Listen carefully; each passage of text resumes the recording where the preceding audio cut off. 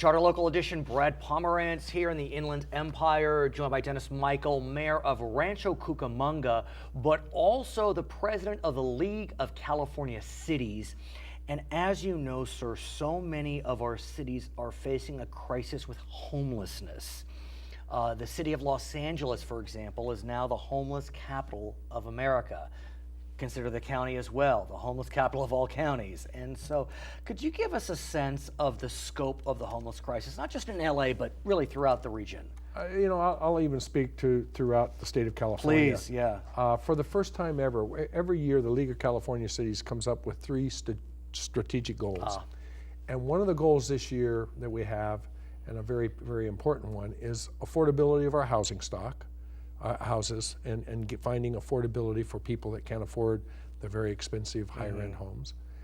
And how do we deal with the homeless issue that's becoming more and more prevalent throughout the nation, and in particular in California because of our climate? I want to ask about affordable housing. Can we digress for a second? And when I say affordable, I don't mean low-income housing. No, I mean housing that is affordable. And what I have learned, sir, is that we are facing a crisis as it relates to housing that is affordable. Right. We don't have affordable housing in California. We have, if I remember correctly, we need, I think it's 250,000 homes a year, and we're building about 100,000. Right, exactly. We have a terrible housing shortage. And you know, right, wrong, or indifferent, when the state of California eliminated redevelopment agencies throughout the state, that took away local government's financial engine and tool that was in our toolbox to be able to provide affordable housing. And I don't talk, like you said, Mr. Pomerance, it's not low income. Right. It is workforce housing. We need people to be able to live in our communities where they can work and raise their family in an affordable environment. Well, and first-year school teachers and waitresses and those kinds of folks just can't afford the $500,000–600,000 homes that are on the market. And you speak the truth, because what I've learned is that California homes cost an average, this is a September number, $466,900, $466,900. That's 2.5 times greater than the national average. Yes. Now, I know that our standard of living is higher than Idaho, but not 2.5 times higher. No. And so how are we supposed to do it? What is the answer? You know, I think some of the answer is it's got to be a partnership between the development community, the home builders, local government, state government, coming up with another tool to incentivize developers that are building housing stock to want to get into the lower housing costs. Well, you know where I'm going to go. Governor Brown proposed an idea over the summer that would have given subsidies for lower income housing, not affordable housing per se, but low income housing if certain local review was wiped away. Basically a stripping down of regulation. Right. Left, right, and center went out against it, and it's dead. It's dead. And truly, local agencies, local government needs the ability to zone and put housing where it makes the greatest level of amount of sense. Okay, so I hear you. You know, League of California Cities, you're going to want to... Local control. Right, local control. But regulation's an issue. I mean, you know that. California, you know, we hem and haw about taxes and about regulation. On the tax question, you know, from what I've learned, we're probably somewhere in the middle, higher, in some places lower in others. On regulation, we're at the top. We're a high-reg state. Right. And so when the governor puts forward these proposals, I get local control, but there wasn't even a desire to negotiate on the question.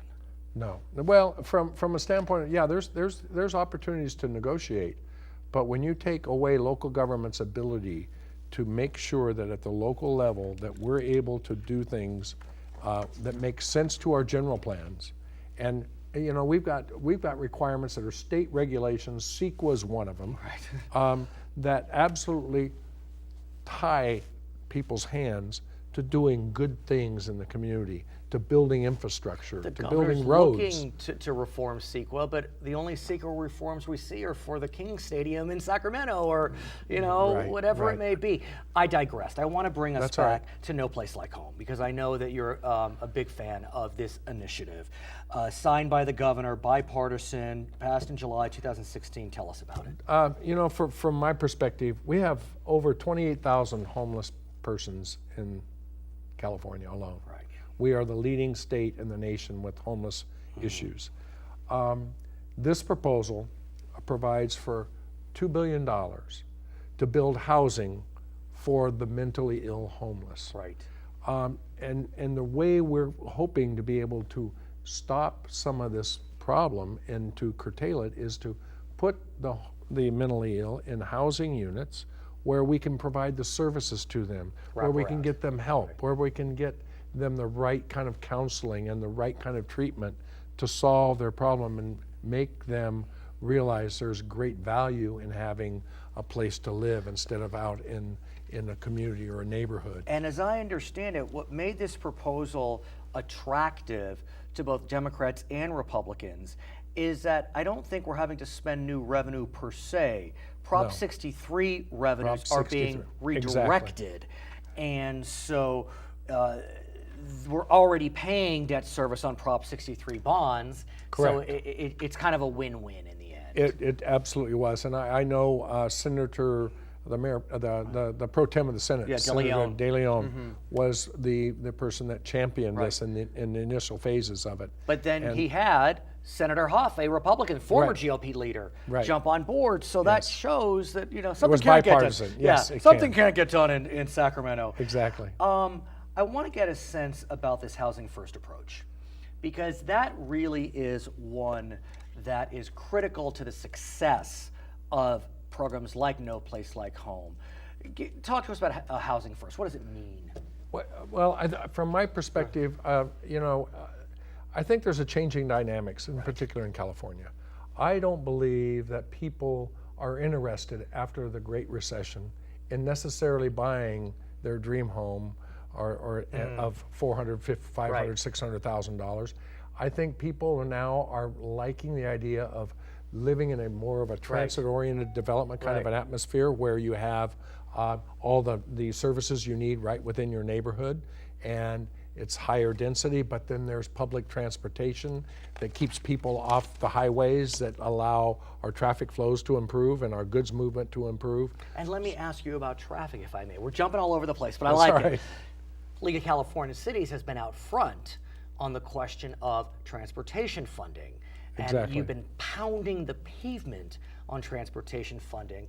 But while Sacramento got off the with regard to homeless funding, they didn't. They didn't with on regard to transportation. transportation funding. And and speaking very, I'm not necessarily a political person necessarily, Okay, even yeah. though I am an elected official. Right, but nonpartisan. But in politics in Sacramento, there's an election coming up in November. Yes, there is. And there's a lot of folks that were very concerned about raising gas tax or doing other things.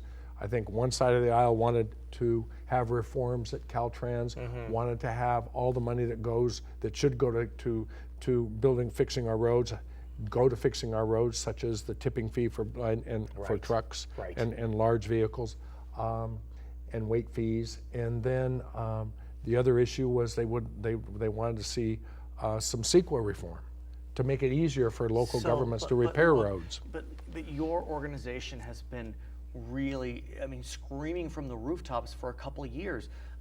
You brought the issue to the forefront. When November comes and goes, can we see some movement on it? We believe very strongly. From a league perspective, we see some real positive opportunities coming up in this next legislative session. His name is Dennis Michael. He is the mayor of Rancho Cucamonga. He is the president of the League of California Cities. I'm Brad Pomerance from the Inland Empire, Charter Local Edition.